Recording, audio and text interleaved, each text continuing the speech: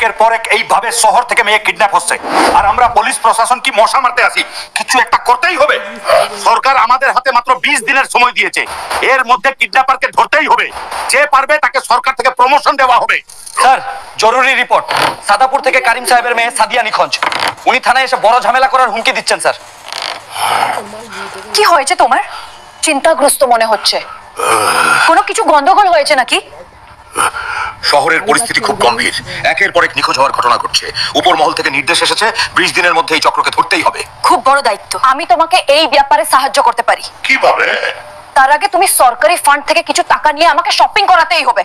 Sir, আমাকে সরকারি fund থেকে কিছু টাকার ব্যবস্থা করে দিন, অপারেশনের কাজে লাগবে। হালকা ভেবেচিন্তে বলছেন তো? Yes sir. ও, এই নাও তোমার শপিং। তুমি বলার চেয়েও বেশি এনেছি। আইডিয়া কিন্তু ভালো দিতে হবে, প্রমোশন বলে কথা। ঠিক আছে, আমি তোমাকে দিচ্ছি।